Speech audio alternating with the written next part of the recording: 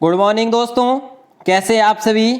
तो आज अपन पढ़ने वाले महाराणा सांगा, जो कि अपना भाग है मेवाड़ का इतिहास। महाराणा सांगा पढ़ेंगे।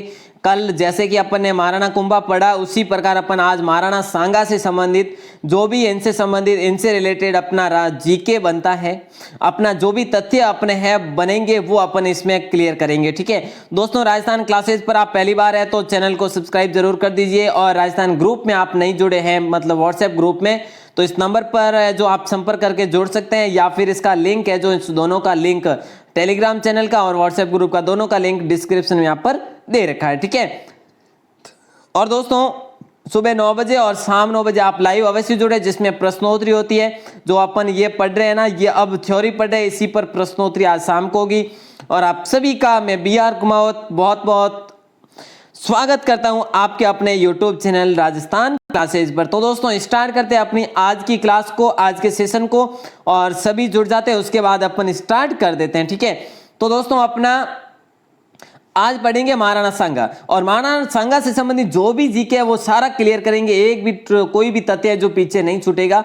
और दोस्तों महाराणा संग्राम सिंह के अगर शासनकाल की बात करें तो 1509 से 1528 रहा था। दोस्तों ये रायमल के पुत्र थे, और रायमल का और भी भाई था उदा, जिसने महाराणा कुंभा की हत्या की थी दोस्तों कटारगढ़ कुंभलगढ़ में। ठीक है, तो उस समय महाराणा कुंभा का पुत्र रायमल शासक बना था, और रायमल के पुत्र हुए महाराणा संग्राम सिंह, और इनका जन्म हुआ 12 अप्रैल 1482 में। इनका जन्म कब हुआ? 12 अप्रैल 1482 में। दोस्तों ध्यान पूर्वक पढ़िएगा ये। ठीक है, ये नोट्स आपको है जो काफी कम ही मिलेंगे। देखिए दोस्तों, यहाँ पर यदि बोर्ड हो, है ना, तो आपको मैं दो बार भी बताऊं, यहाँ पर नोट्स है दोस्तों। और यदि बोर्ड हो तो दोस्तों अपन राणा सांगा को तीन पार्ट में भी पूरा नहीं कर सकते, है ना। तो दोस्तों आज अपन पूरा एक पार्ट में पढ़ने वाले हैं, इसलिए जो आपके लिए नोट्स बनाकर लेकर आता हूं। अब देखिए आपको इंपॉर्टेंट लगे या ना लगे वो आप पर निर्भर करता है ना। चलिए दोस्तों, उस समय अपन बात करें तो जो आस पड़ोस के जो राज्य हुए थे, उस राज्य पर जो सल्तनत थी वो किसकी थी? देखिए दोस्तों, दिल्ली में थी लोधी वंश की सल्तनत, जो कि सिकंदर लोधी था उस समय। गुजरात में महमूद शाह बेगड़ा, और मालवा में नासिरुद्दीन खिलजी। ठीक है, चलिए तो दोस्तों अगर अपन यहाँ पर बात करें तो हिंदूपत कहलाए कौन? महाराणा सांगा हिंदूपत कहलाए, क्योंकि ये महान प्रतापी शासक हुए थे मेवाड़ के। और दोस्तों इनके राज्याभिषेक से पूर्व अजमेर के करमचंद परमार ने इनके लिए पन्नादाय कौन बने? मतलब कि आपको ऐसे ध्यान रखना है, इनके लिए पन्नादाय कौन बने? अजमेर के करमचंद परमार बने। इन्हीं ने जो इनके बड़े भाइयों से बचा कर रखा। ठीक है, और कहां पर? इनसे दूर है जो बचा कर रखा। ठीक है दोस्तों, इस मेवाड़ राज्य से। अच्छा दोस्तों, यहाँ पर अगर अपन बात करें महाराणा सांगा और मालवा के मध्य जो क्या क्या प्रतिक्रिया हुई, दोस्तों यहाँ पर अपन थोड़ी सी डिटेल से ये देख लेते कि 1511 में नासिरुद्दीन खिलजी की मृत्यु हो गई, जो कि मालवा शासक था। ठीक है, उसके बाद महमूद खिलजी द्वितीय वहां पर गद्दी पर बैठा। ठीक है, आसीन हुआ। और दोस्तों महमूद खिलजी ने किसके साथ मिलकर? गुजरात सुल्तान मुजफ्फर शाह से दोनों ने मिलकर क्या किया? मांडू दुर्ग को है जो अपने आप में जो मिला लिया, मतलब कि हस्तगत कर लिया। लेकिन इसका समाचार है जो किसने? मेदिनी राय ने कहां पर पहुंचे? मेदिनी राय जो कि कौन थे? चंदेरी के शासक थे। इन्होंने मेदिनी राय के अनुरोध पर है जो महाराणा सांगा यहां पर आए। ठीक है, मतलब कि इन्होंने मेदिनी राय ने समाचार पहुंचाए महाराणा सांगा तक, और महाराणा सांगा वहां से आए तब तक है जो ये दुर्ग ध्वस्त हो चुका था। लेकिन इन्होंने तुरंत है जो गागरोन के दुर्ग पर आक्रमण करके गागरोन का दुर्ग बचाया, और ये इस पर अधिकार करके किसको? मेदिनी राय को सौंप दिया। लेकिन आगे क्या होता है दोस्तों, रिपीट नहीं कर रहे हैं ना। लेकिन 1519 में तुरंत मेदिनी राय पर पुनः महमूद खिलजी ने आक्रमण कर दिया। लेकिन फिर क्या होता है देखिए, पुनः राणा सांगा भी आते, गागरोन पहुंचे उस आक्रमण पर, और महमूद खिलजी को पकड़ भी दिया उसे, मतलब कि कब्जे में ले लिया, और उसे मानवीय व्यवहार करते हुए समाधान भी दे दिया। ठीक है दोस्तों, ये अपन इसलिए पढ़ रहे हैं, मतलब कि कहानी आधारित इसलिए पढ़ रहे हैं। मेन टॉपिक यहाँ पर क्यों ऐड नहीं किया कि एक लाइन में पूरा जी, मतलब एक, जैसे कि ये मालवा और, मतलब एग्जांपल दे रहा हूं आपको दोस्तों। ठीक है, मालवा और राणा सांगा, तो आप देख रहे होंगे एक लाइन में भी हो सकता है। नहीं दोस्तों, ये आपको मैंने इसलिए ऐड किया कि आपको अच्छे से समझ में आए, है ना। कहानी आधारित दोस्तों इसलिए है जो काफी 4-5 पेज है इसके, ये अपन आज पढ़ेंगे पूरा संपूर्ण जीके। ठीक है दोस्तों, महाराणा सांगा और गुजरात की अगर अपन बात करें तो ईडर के हस्तक्षेप की भी बात करेंगे इसमें। क्या हुआ देखिए, ईडर ईडर का हस्तक्षेप अपन देखते हैं, ये आपने अभी तक नहीं देखा है तो देखिए दोस्तों, ईडर के राव भाण के पौत्र कौन कौन हुए थे, राव भाण के पौत्र कौन हुए, ये देखिए इंपॉर्टेंट नहीं आपके लिए, फिर भी आप ध्यान रखेंगे, मतलब आप है जो इसको ध्यान में रखते हुए अपना जो इंपॉर्टेंट जीके वो भी याद कर पाएंगे। ठीक है, देखते हैं कैसे। देखिए रायमल और भारमल, ठीक है, पौत्र हुए राव भाण के, ठीक है, कि आपसी लड़ाई में सांगा ने इनकी मदद की। ठीक है दोस्तों, और रायमल को ईडर का शासक बनाया।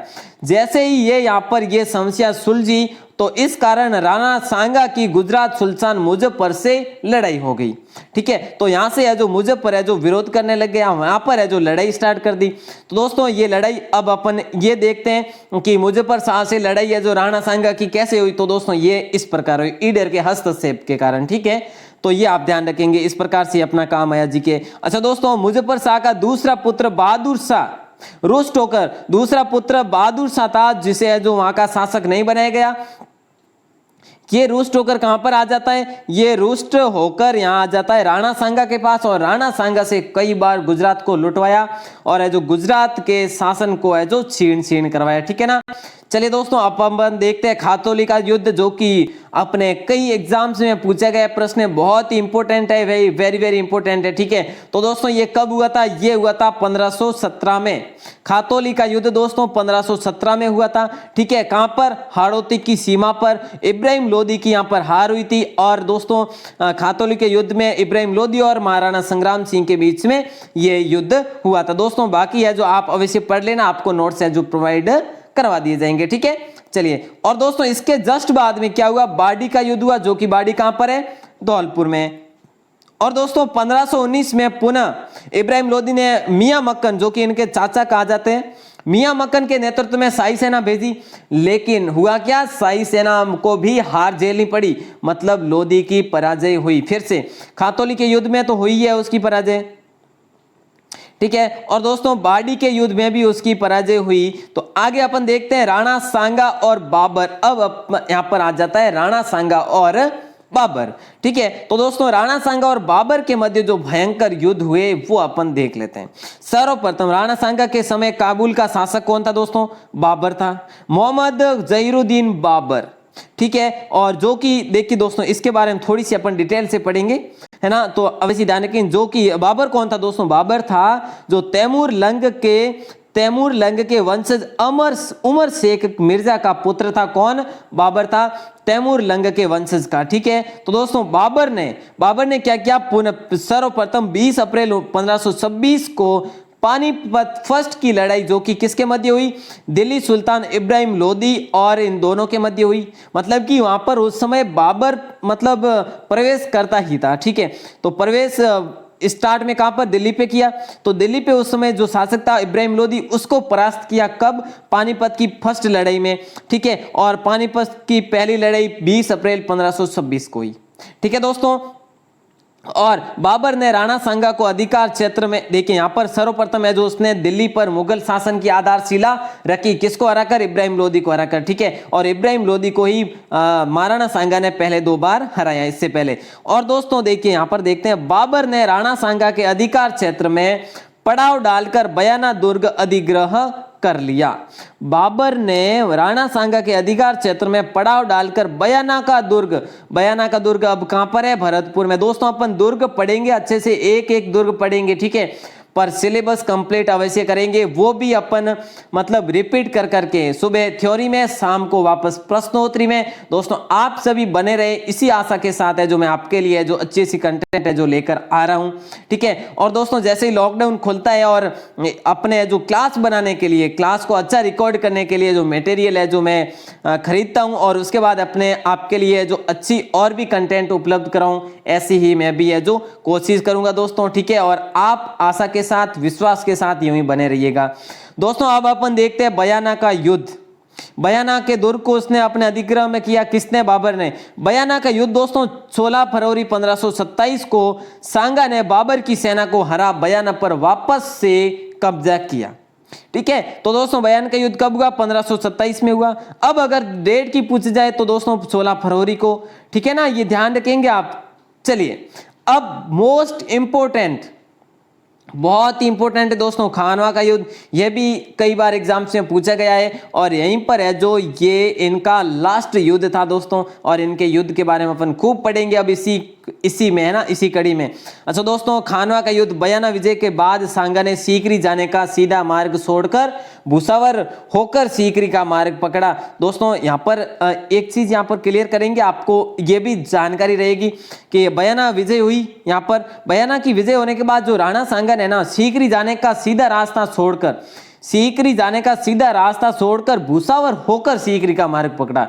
तो ये यहाँ पर बीच में भुसावर में रुक गए, कितने 1 माह लगभग ठहर गए, लेकिन बाबर को खानवा के मैदान में उपयुक्त परिपूर्ण 1 माह का समय मिला और यहाँ पर इसने इस स्थान पर पड़ाव डाला और उचित सैन्य संचालन का बल है जो इसे मिल गया और इसने भरपूर है जो पूरा फायदा उठाया। तो अब आगे क्या होता है, खानवा का युद्ध के बारे में देखते हैं। और खानवा का युद्ध है तो दोस्तों कहां पर हुआ, ये अब क्षेत्र कहां है, भरतपुर की रूपवास तहसील में जो है ये मतलब वर्तमान में है। और दोस्तों 17 मार्च 1527 के दिन दोनों सेनाओं के बीच भीषण युद्ध, और इस युद्ध में राणा सांगा के झंडे के नीचे सभी राजपूताने के राजा थे। दोस्तों ये पहली बार हुआ था इतिहास में कि इस युद्ध में राणा सांगा के साथ झंडे के नीचे का मतलब राणा सांगा मेवाड़ के साथ सभी राजपूताने के राजा एकत्र हुए थे। और दोस्तों ये कैसे हुए थे, ये आपने शायद ही पढ़ा होगा, ये कैसे हुए, युद्ध से पहले राणा सांगा ने पाती पेरवन, एक जो परंपरा थी पाती पेरवन की राजपूत परंपरा को पुनर्जीवित करके सभी सरदारों को मतलब कि सभी राजाओं को युद्ध में शामिल होने का निमंत्रण दिया और वे जो सभी राजा महाराणा संग्राम सिंह के साथ चल दिए थे। लेकिन दोस्तों यहाँ पर होना तो अलग ही था। ठीक है, यहाँ पर अपन देखते हैं दोस्तों, यहाँ पर इनके 7 मुख्य जो थे, मारवाड़ के राव गंगा एवं मालदेव, ठीक है, आमेर राजा पृथ्वीराज, ईडर राजा भारमेल, ठीक है दोस्तों, वीरमदेव मेड़तिया, डूंगरपुर के महारावल उदय सिंह। दोस्तों महारावल शाखा कहाँ की हुई थी, महारावल शाखा डूंगरपुर की हुई थी, ठीक है ना। तो ये हो गए डूंगरपुर के महारावल उदय सिंह, देवलिया का रावत बाग सिंह, नरबद हाड़ा और संदेरी का मेदिनी राय और वीर सिंह। और दोस्तों देखिए वीर सिंह देव और बीकानेर के राव जैत सिंह के पुत्र कुंवर कल्याणमल और दोस्तों झाला अज्जा इत्यादि कई राजपूत राजा इनके साथ थे। और दोस्तों यहाँ पर अपन आगे देखते हैं इनके युद्ध के बारे में, पूरा युद्ध है दोस्तों, ठीक है। और साके से ये कोई कम नहीं था, लेकिन साके में ये नहीं हुआ था, ठीक है दोस्तों। सांगा अंतिम हिंदू शासक था जिसने विदेशियों को भगाने हेतु, विदेशियों को मतलब मुगलों को भगाने हेतु संपूर्ण राजपूत शासक सम्मिलित कर दिए थे इन्होंने, ठीक है। तो दोस्तों युद्ध में राणा सांगा को तीर लगने से ये मूर्छित हो गए। दोस्तों कहा जाता है कि इनके एक आंख में भी तीर लगा था, घाव लग गया था, लेकिन फिर भी लड़ते रहे और इनको है जो काफी अधिक रूप से ये यहाँ पर 80 घाव लगे थे इनके इस युद्ध में, इसलिए इन्हें जो युद्ध से बाहर होना पड़ा। तब सांगा के हाथी पर है जो राज चिन्हों के साथ झाला अज्जा को है जो प्रस्थान करवाया और दोस्तों देखिए संहार किया और झाला अज्जा ने अपने प्राण दे दिए, मतलब कि लड़ते लड़ते इन्होंने अपने प्राण दे दिए। किसने, झाला अज्जा ने। दोस्तों ये जो राणा सांगा की हिस्ट्री है ना, ये अपनी और भी आगे दोहराने वाली है, चाहे उदय सिंह में दोहराओ चाहे महाराणा प्रताप में दोहराओ, है ना, दोनों में दोहराई जाएगी ये हिस्ट्री सेम लगभग, ठीक है ना। तो दोस्तों यहाँ पर देखिए सांगा को राजपूत बसवा गांव ले गए। बसवा दोस्तों कहीं पर जयपुर में लिखा है तो कहीं पर बूंदी में लिखा हुआ है, ठीक है, मतलब कि आपको ये फैक्ट अलग अलग मिलेगा, लेकिन आप ध्यान रखेंगे बसवा है जो जयपुर में है और यहाँ पर इनकी दोस्तों छतरी भी बनी हुई है, ठीक है। अच्छा दोस्तों सांगा को राजपूत बसवा ले गए और यहाँ पर बाबर की यहाँ पर विजय हुई, ठीक है, बाबर की अच्छी तरह से यहाँ पर विजय और मुगल राज्य यहाँ पर स्थायी रूप से है जो हो गया, यहाँ पर कुल मिलाकर मुगल राज्य स्थायी हो गया। और दोस्तों बाबर भारतवर्ष का बादशाह बन गया था। स्वयं बाबर ने भी कहा था कि महाराणा सांगा जैसे यहाँ पर पूरे भारत में यदि महाराणा सांगा जैसे 3 सेनापति होना तो भी जो भारत को कोई नहीं जीत सकता, भारतवर्ष को कोई नहीं जीत सकता था, लेकिन है जो महाराणा संग्राम सिंह जैसे बहुत ही कम मिले थे। और दोस्तों राणा सांगा की हार का मुख्य कारण दोस्तों मैंने सबसे पहले ही आपको क्लियर करवा दिया है। एक तो वो एक माह मिल गया जो कि वे भुसावर में रुके, ठीक है, जैसे है जो तुलुगुमा पद्धति का प्रयोग किया बाबर ने, ठीक है। और दोस्तों यहाँ पर देख लेते थोड़ा सा बयान युद्ध के बाद तैयारी का समय बाबर ने पूरा यूज लिया इसका, ठीक है, जिसमें तुलुगुमा पद्धति का उसने प्रयोग किया। तुलुगुमा पद्धति का मतलब होता है कि पद्धति का बाबर द्वारा प्रयोग, जो कि क्या होता है, नवीन तोपों और बंदूकों का प्रयोग किया इसने, लेकिन यहाँ पर बाबर के पास इतना है जो ऐसा नहीं था। ठीक है, तो दोस्तों इससे राजपूत सेना की बहुत बड़ी हानि हुई और बाबर ने खानवा के युद्ध को जिहाद धर्म युद्ध का नारा दिया था। दोस्तों बाबर ने क्या कहा था कि ये धर्म का युद्ध है, ये जिहाद का युद्ध है, इस प्रकार का इसने नारा दिया था। ठीक है दोस्तों, अब लास्ट पेज को देख लेते हैं। ये लास्ट पेज ही है ना, लास्ट पेज को देख लेते हैं। ज्यादा लंबी वीडियो नहीं बनेगी, आज है जो 15 से 17 मिनट की वीडियो है जो बनेगी। दोस्तों है जो ये आपके लिए मैंने बहुत ही इंपॉर्टेंट समझा, मतलब कि कहानी पर आधारित आपके लिए बनाऊं तो इसीलिए, और उम्मीद करता हूं आप सभी को समझ में भी आया होगा। और आपसे मेरी रिक्वेस्ट रहेगी, आप बीच में है ना ध्यानपूर्वक पढ़ेंगे, चैट नहीं करेंगे, है ना, ये तो आप सभी समझते हैं, समझदार है। चलिए अपने को अच्छे से तैयारी करनी है ना, और ज्यादा टाइम वेस्ट है जो ऑनलाइन प्लेटफॉर्म पर है, जो ज्यादा टाइम वेस्ट नहीं करना हमें, है ना। चलिए दोस्तों अपन है जो बाद यहाँ पर देखते हैं, अपन बाद में बाबर ने पुनः आक्रमण हेतु, देखिए दोस्तों, कूच किया कहां पर, चंदेरी पर। ठीक है, चंदेरी पर कब कूच किया, 19 जनवरी 1528 को चंदेरी पर इसने कूच किया। वापस बाबर ने इसने देखा कि यह जो कुछ है जो हिस्सा रह गया है, ये है जो अपने अधीन में कर लेते हैं। लेकिन यहाँ पर क्या होता है, फिर से यहाँ पर बाबर उठते हैं। चंदेरी की सहायता करने राणा सांगा ने भी चंदेरी की ओर प्रस्थान कर लिया और कालपी से कुछ दूर इरीच गांव में ये वहां पर रुक गए। ठीक है, ये इन्होंने डेरा, मतलब यहाँ तक ये स्वस्थ हो गए थे पूर्ण रूप से ना उस युद्ध के बाद, खानवा के युद्ध के बाद, जहां उन्हें साथी राजपूतों ने, दोस्तों यहाँ पर बहुत बड़ी घटना होती है, इरीच गांव में ये रुके, किससे दूर, कालपी से दूर। ठीक है, और ये चंदेरी की सहायता के लिए जा रहे थे और इन्होंने प्रतिशोध भी लेना था, कि खानवा के युद्ध का प्रतिशोध भी तो लेना था ना।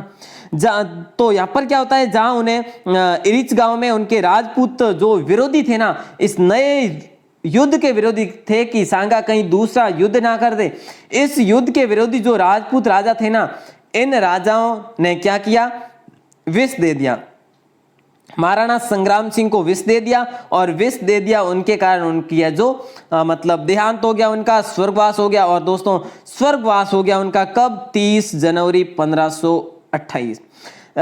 भारतवर्ष का हिंदू का सूरज या हिंदू पथ है जो उस दिन है जो बिल्कुल उनका उस दिन अंत आ गया था, 30 जनवरी 1528। दोस्तों ये आप तिथि ध्यान रखेंगे।